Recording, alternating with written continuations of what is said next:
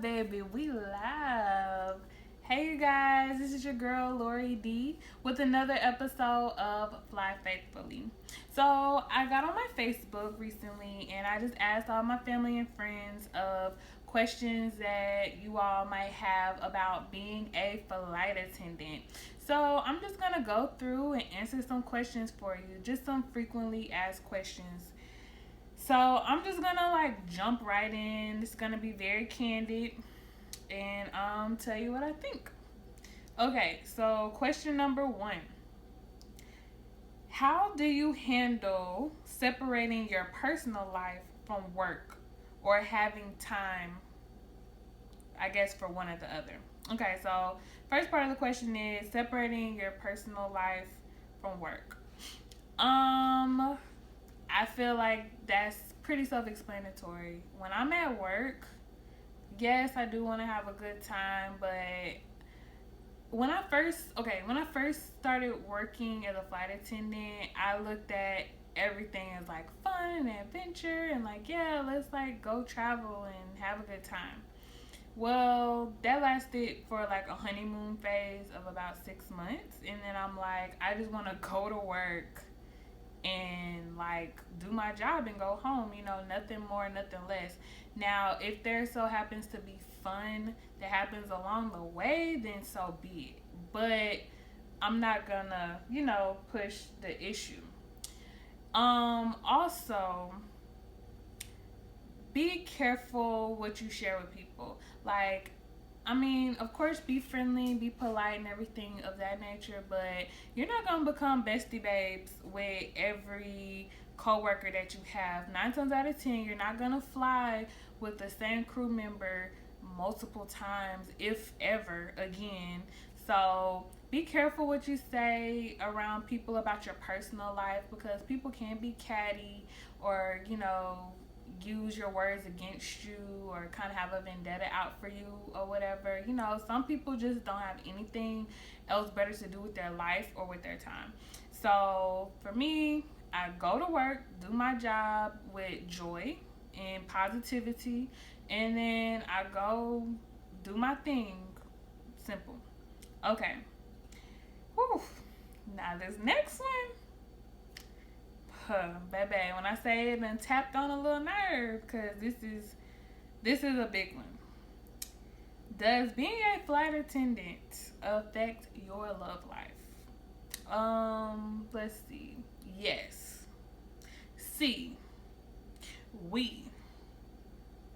Those are the only ways I know how to say yes off the top of my head right now in 3 languages. Yes, it does affect your love life. For me personally. So I am a single young lady, and I'm in my mid to late 20s. I'm 26. So dating right now, the type of guys my age range, is like my age or a little bit older, and guys, I don't know. Most of the guys that I interact with, they just seem to be spoiled.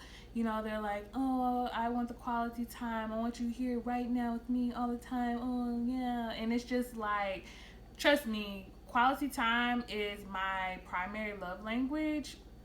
So, trust me, I get it. But I'm not the girl that has a regular schedule. I'm not Monday through Friday. I'm not 9 to 5. If you ask me what my schedule is next week, I'm probably going to confuse you because I'm confused myself as to what I work. So, guys, they're just not always so understanding about it. Like, guys will go ghost on you because I feel like they think you're too inconsistent. And it's not that I'm inconsistent. It's the fact that you just have to be open-minded about my job. Because guess what? I'm sure y'all will hear me say this a gazillion times. This is not a job. It is a lifestyle. So you just need it. I'm not saying that it's impossible to date, but if you are single and dating is something that you plan on being in your future, just know that you're gonna have to have a very secure mate to be able to have a successful relationship in with having the lifestyle that I've chosen or that you will choose, one day in the future. So, yes, see, and we. It affects my love life. But I digress. Okay, next question. Is your schedule flexible? Absolutely. I feel like our schedule is very, very flexible. But the catch is you have to know how to finesse your schedule. Meaning, with my company that I work for, or the airline that I work for, we have a scheduling system on the computer, and you just need to learn how to do it. I mean, utilize it. I'm sorry. So, I mean, if that means you need to take a few, an hour extra and spend working on the scheduling system, just playing around clicking buttons instead of spending an hour on Twitter or Instagram or YouTube. You just might need to do that just to become acclimated, because especially for instance me, I'm junior, meaning I've only been working for the airline. Next week will make 1 year, which is like, oh my gosh, it's like kind of exciting and emotional, like, oh my gosh, crazy, right? But I'm junior. So everything in the airline industry works in order of like when you were hired. So the longer you've been there, the easier it is to get what you want, i.e., a weekend off or a holiday off, or a special, like let's just say a trip to, I don't know, Brazil or something. As a junior person, we have to kind of, like I said, finesse the system and get creative and figure out how to do things. So, yes, your schedule is flexible, but you have to know how to plan ahead. So, your calendar needs to be like your bestie babe. You have to know how to really work that system, get in there. And something else I know that my airline has, I'm sure like every job and airline has this too, really, is we have like Facebook groups for your particular base. And like, let's just say we have a Facebook group for like um flight attendants wanting to swap 1 day trips, or flight attendants wanting to swap 3 day trips, flight attendants wanting to um, swap drop or whatever. So it's like specific pages for that. So I mean, you do have to do a lot more footwork, but if there's a specific day you need off, I mean, it's cool. And the thing that I love is like we can change our schedules up to 24 hours before the day of our trip, as long as it's like movable. I don't know. It is really interesting and intricate and confusing. If you would like for me to do a video like specifically about scheduling and maybe even showing like a computer monitor of how to do it, because like I could literally talk about scheduling and like your schedule for like an extended period of time. So yes, it is flexible, but if you don't plan your life, it'll get planned for you. So just keep that in mind. Okay, next question. Mind you, these are all just random questions, so they don't really have any categories or rhyme or reason. So yeah. So where do you eat on your layovers? Me personally, I learned this very quickly. I pack my lunch, I'll say about 75% of the time. I try to pack my lunch for 3 days, and I've pretty much mastered packing for 3 days. That's breakfast, lunch, and dinner. So that would be a great video, by the way. Just FYI, in my opinion, because okay, you can get really creative, and I'm talking about have breakfast, lunch, dinner, snacks. What? Yes, snacks. Okay, and it all be stuff that'll really satisfy me and keep me full, and some stuff is perishable, some stuff is not perishable. So when I'm not, sometimes depending on where I'm going, like if it's somewhere that's known for food, like I've never been to Chicago actually. I know it's crazy. I've actually never been to Illinois.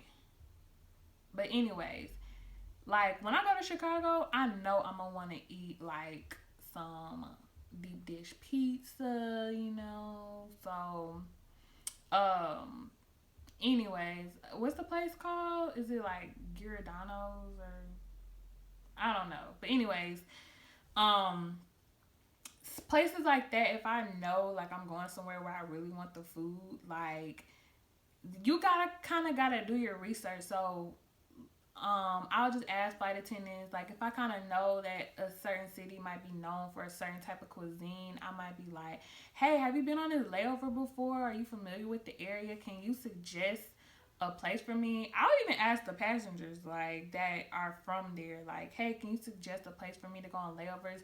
So I always stick to the motto, as lame as this is about to sound, as corny as it is, when in Rome, do what the Romans do. So when I'm in Chicago, I'm eating deep dish pizza. I'm eating Garrett's popcorn. When I'm in New Orleans, I'm eating, I mean, that's like a second home to me anyways, but I'm eating po' boys and beignets and, you know, stuff like that. So, sorry y'all, that was kind of ghetto. Did y'all hear that? Like, stuff like that. Anyways, yeah, so that's what I personally eat on my layover. Either I pack my lunch or I eat what the Romans eat. I didn't even see the next question. Is it possible to meal prep? It is very possible to meal prep. Pinterest, of course, is a great tool to use.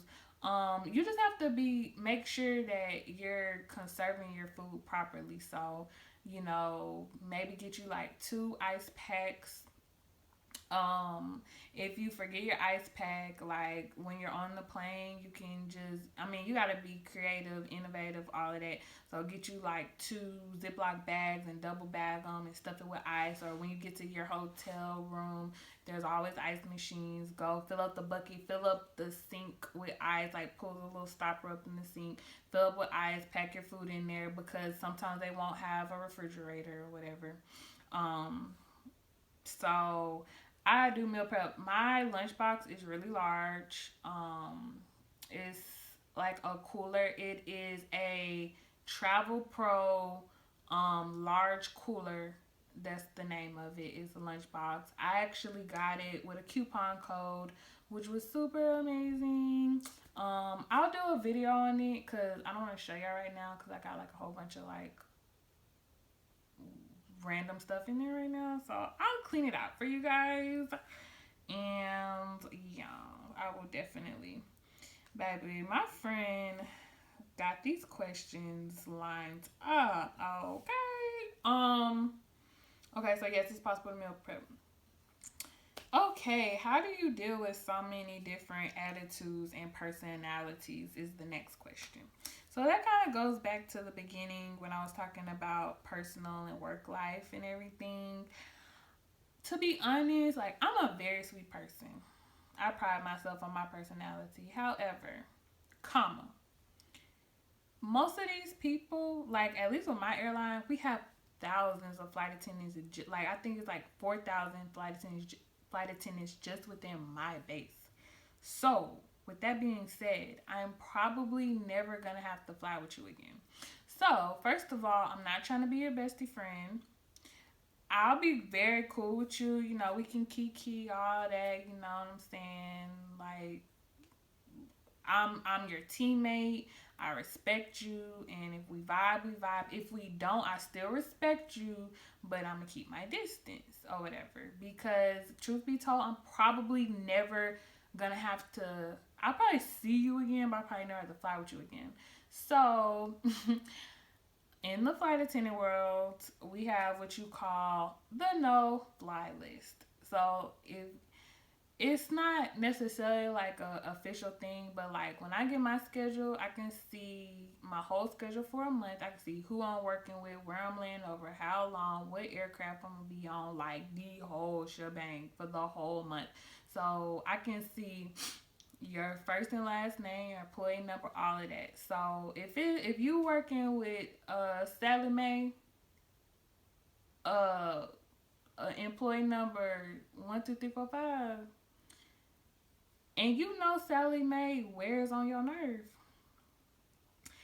then you need to probably swap off of that trip if possible, like because she's on your no fly list. Whether you need to write it down in a notebook, write it down in your notes on your phone, or whatever the case, or if you just got an impeccable memory and you're pretty good with names, then you just need to know, like, just avoid that person being on your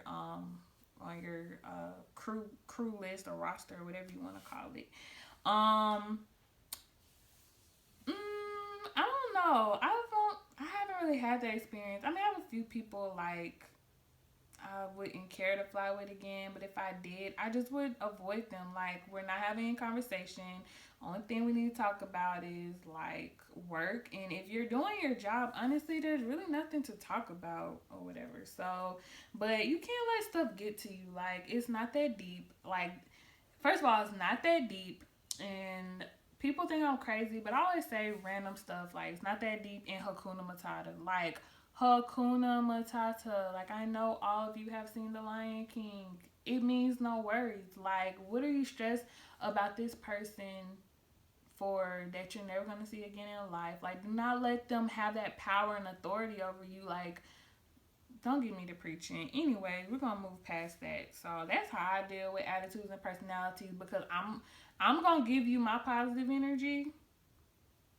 So ultimately, I feel like that's the only thing I'm gonna receive back, because I'm not gonna allow your negative vibes to come in and even tap on mine. Okay. Okay. Next question. How do you keep your nails, hair, and everything else on fleek? On fleek, for those of you who don't know, means in order, together, intact, up to par. But yeah, how do you keep everything else on fleek if you're barely making it back home? So when I work, sometimes I work 6 day stretches, and it's like, oh my gosh, I need my gel redone, but I don't get off for another 4 days. This is just day two. What do you do? Prior proper planning. I mean, come on, girls. You know how everything works like clockwork. Oh, I need my nails done every 2 weeks. I need my hair done every week, every 2 weeks. Like your routine or whatever. So I mean, you just have to become a creature of habit. So if that means, I mean, I know when my nails are about to start looking ratchet. So the most extreme scenario, I've had to get my nails done on a layover before, but that was just because I was being lazy, and yeah, I was just being lazy. But I mean, the easiest way would be to set in your calendar when you got your nails done, and then just have it on repeat, reoccurring bi-weekly. Or even if you want to do it every week and then set you a reminder or something like that, however you get it done. I don't know what y'all get. My nails last me for 2 weeks. So that's how I'm able to maintain. And I do my own hair because, I mean, I'm a licensed cosmetologist from Paul Mitchell, you know. Sorry y'all. I spent a year of my life there and almost $20,000. So yes, I do my own hair, and I honestly, like, I was letting my friends and like other fellow cosmetologists do my hair, but like this saves me so much money by doing my own hair. So if you are someone that's pretty good at doing your own hair, I know it's a task, but once you start doing it like so often, it really is not that deep, and then it's your hair, so it's kind of like, just do your thing or whatever. And I usually wash my hair like every week. So when I have my stretches, like I just pull it together and just wash it. Especially if I know I have a few days off, wash it. I like to wear my hair down because at work I have to wear it completely like back. But like when I'm feeling lazy, I'll just my hair is not curly. Like when I have a relaxer from root to end, so when I wash my hair, it is straight. So what I do is I wash it, condition it, and then I get some leave-in conditioner. I get my Denman brush and like a hard bristle brush.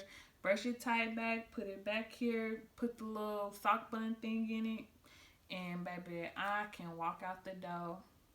Put me a little red lip on. Who? Okay. That's when I'm being lazy. And, every night tie a scarf on it. And then that literally took me like 10 minutes, or not even 10 minutes, like 5 minutes to do after I get out the shower. So, that's like desperate times call for desperate measures. Okay. Um, is there a lot of physical labor involved? Physical labor, that's the next question. So, physical labor, as in like lifting or like heavy stuff, not necessarily, because technically it is not our job to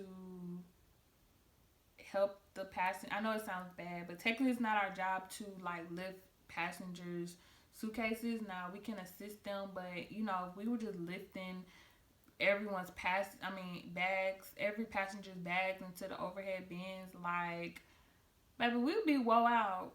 And most of these people been flying since they was like 15. I'm exaggerating, but they have been flying since they was probably like 18 for real. Like, that's why some of these flight attendants been flying literally for like 50 years. Like, no lie.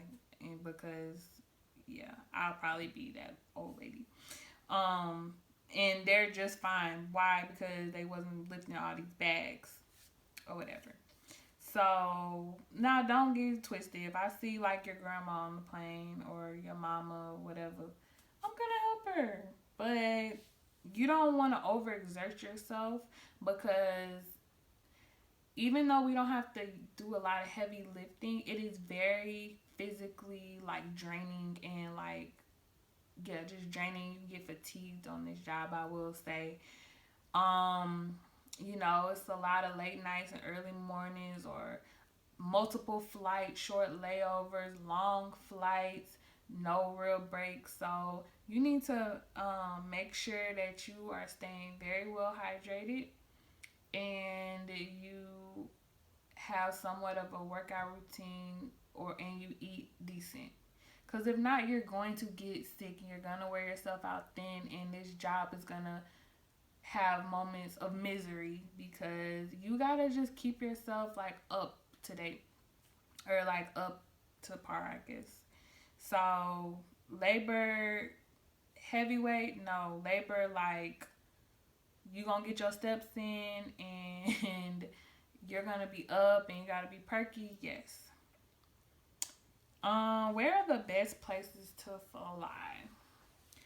I feel like that is a personal preference.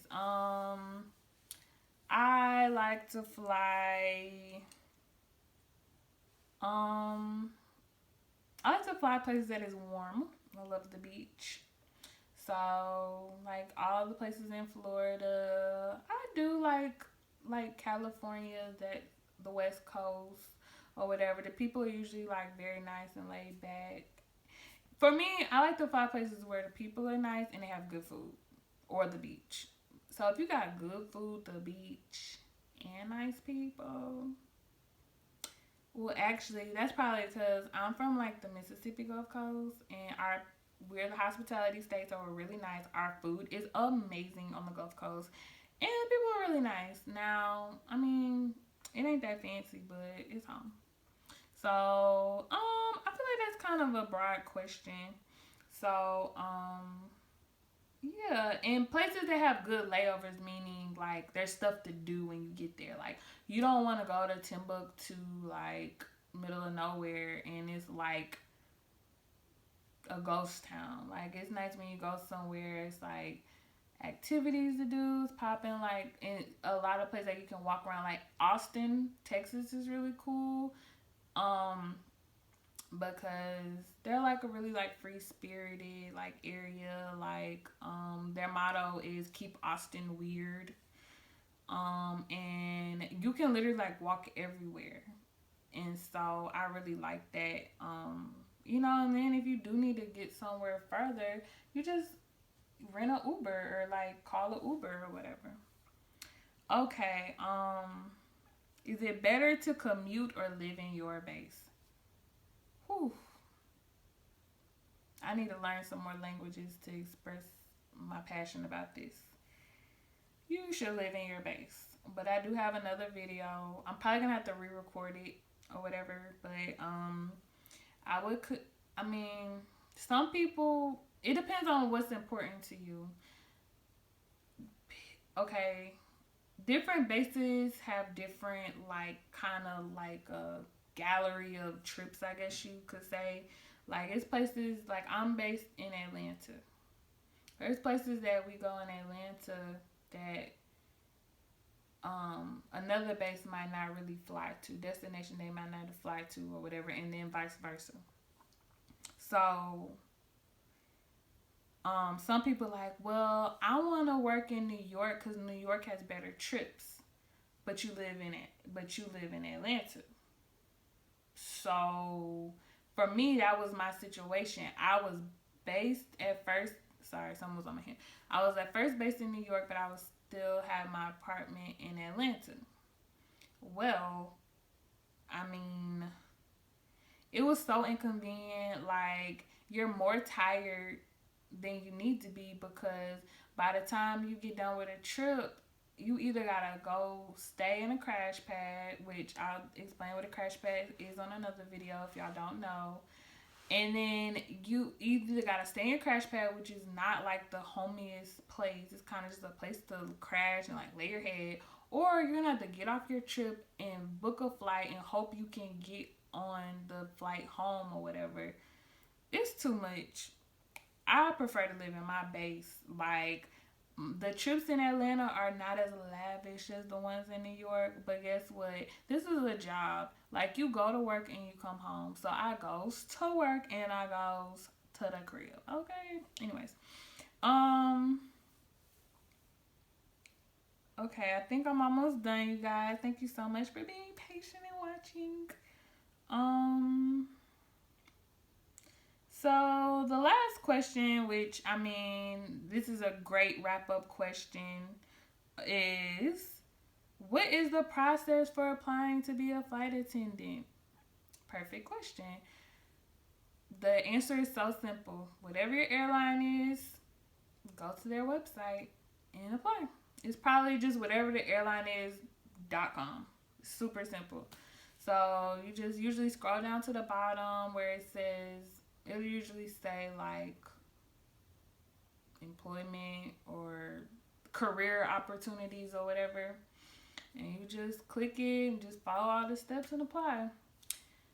So, and then, just put your best foot forward. But I will say with this lifestyle career choice, it is a big commitment. So just make sure that this is what you want to do. I'm super happy. I love my lifestyle. And I thank God for it, whether I'm up or whether I'm down. And so, yeah, it's such a blessing. But anyways, you guys, I know this video is probably a little lengthier than normal, but I just wanted to answer some questions. So I'm about to start posting certain I guess polls on Facebook to see like what people want to hear about. But of course, feel free to comment below on things you would like for me to elaborate more on or have specific videos about. Please subscribe, please thumbs up this video, and thank you so much for watching. Be blessed. See y'all next time.